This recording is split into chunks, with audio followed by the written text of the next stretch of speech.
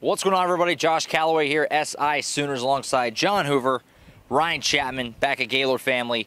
Oklahoma Memorial Stadium before the Sooners return home on Saturday against TCU, fresh off that unbelievable Texas win. Still reeling, still can't believe what unfolded at the Cotton Bowl a few days ago. And the after effects are still coming off of that game because obviously what everybody's talking about, it's a QB controversy in Norman, folks. Caleb Williams or Spencer Rattler. Who's it going to be? Lincoln Riley declined to name a starter again today. Not unexpected by any stretch, although most assume it'll be Williams, but we're left in the dark and left to wonder until Saturday. Big report came out today from the OU Daily that said Williams getting the first team snaps, who obviously that's what we expect, but kind of wild that it might actually be taking place. Now that, you know, it just feels real now. It feels real, and it feels weird to have a quarterback controversy in the middle of a season for a 6-0 football team ranked 4th in the country.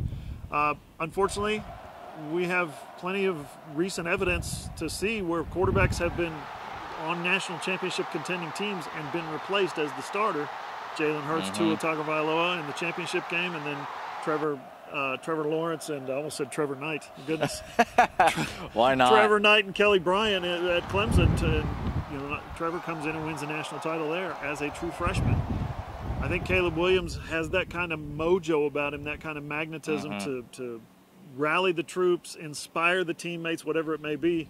I think Lincoln Riley sees that too, and part of that is getting him ready, getting him first-team snaps for the first time all season, getting him the ability to roll out here in front of his teammates, in front of everybody here on Saturday night, to be the starting quarterback. That's going to be big. Now, the other kind of flip side of that coin is, what do you do with Spencer Rattler? What do you do with a guy who has been your quarterback for the better part of a year and a half and has done it really well? Frankly, he's been a great quarterback at Oklahoma. He's not been perfect, but he's been great.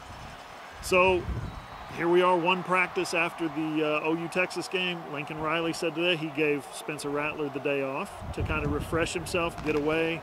Said he came back today, Tuesday, and looked good, was refreshed and recharged.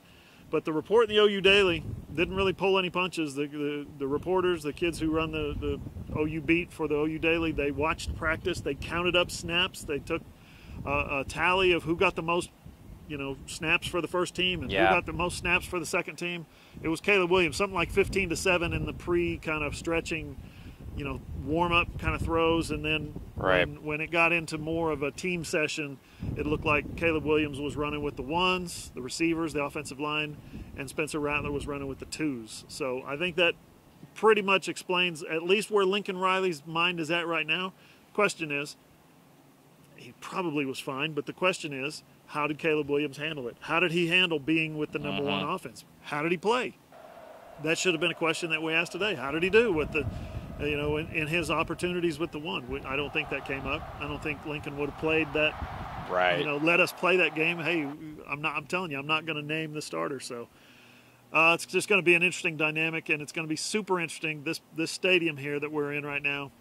What's going to be the reaction if it's Caleb Williams announced on the video board back there as the starting quarterback, or if it's Spencer Rattler?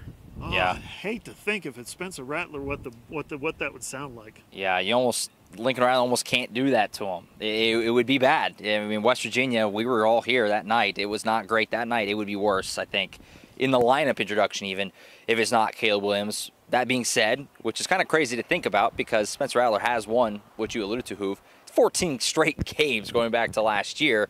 But alas, the move appears to be being made. Now, Ryan, I want to go to you here.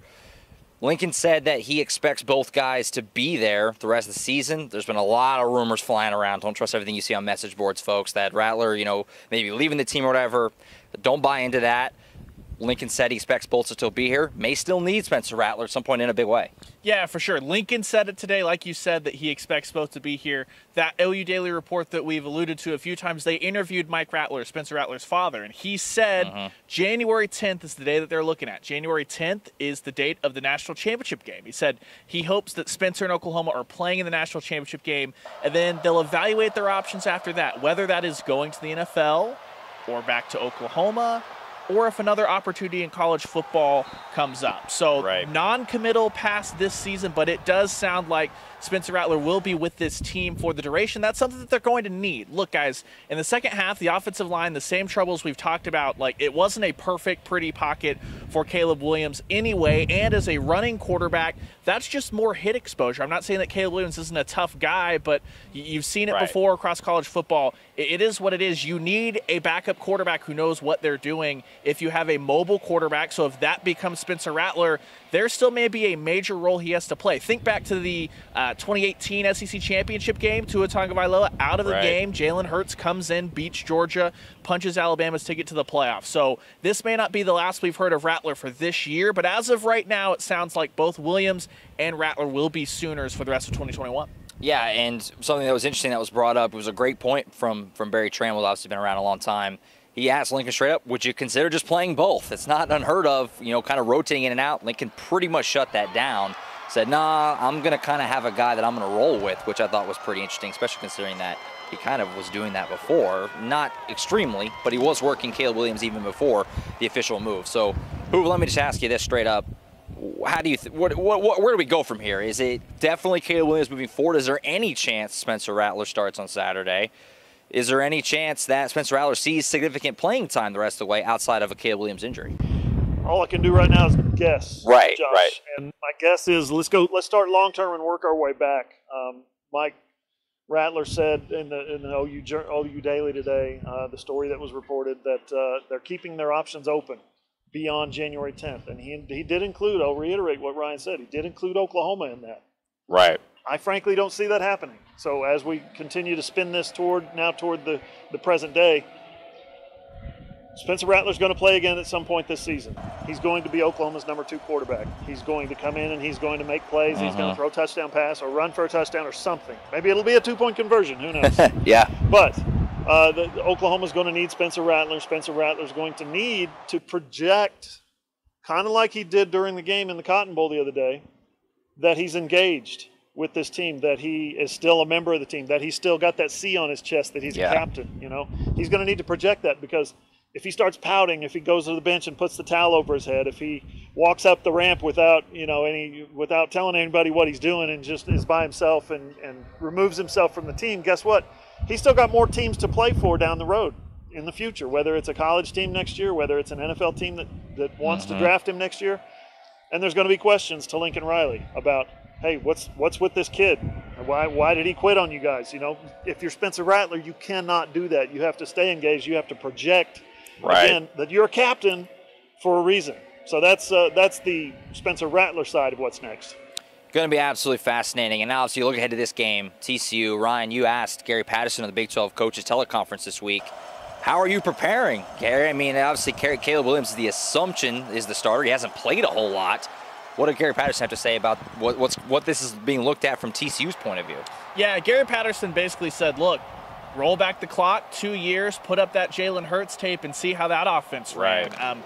That is since Lincoln Riley's been the offensive coordinator at Oklahoma, it's the lowest point output that Oklahoma's had against TCU, although that was due to an interception by Hurts, a fumble by Hurts, and a fumble by Hazelwood. But they put up 330-ish rushing yards. It was the largest rushing output. So you're going to see a whole lot of Caleb Williams, a whole lot of Kennedy Brooks is kind of what Gary Patterson alluded to. But Gary Patterson also said you can't just prepare for a quarterback for Oklahoma. You have to prepare for Oklahoma, because Lincoln Riley does such a nice job of making the best of all of his talent, not just the QB1. But Gary Patterson's looking at the 2019 offense, and it's hard to disagree with his assessment of what's going on, because Caleb Williams, he's dynamic, but he's not a Kyler Murray runner, which is just to say that no one's ever been a Kyler Murray runner. There's only one Kyler Murray runner. It's going to be the rumbling, bumbling style of Jalen Hurts running over people.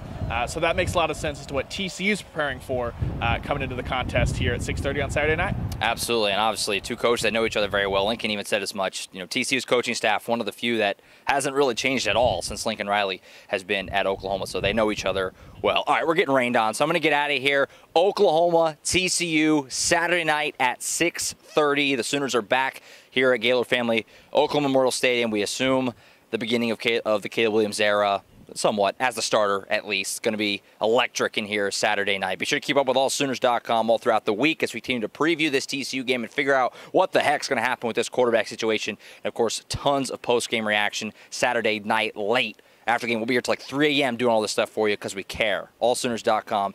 For John Hoover and Ryan Chapman, I'm Josh Callaway.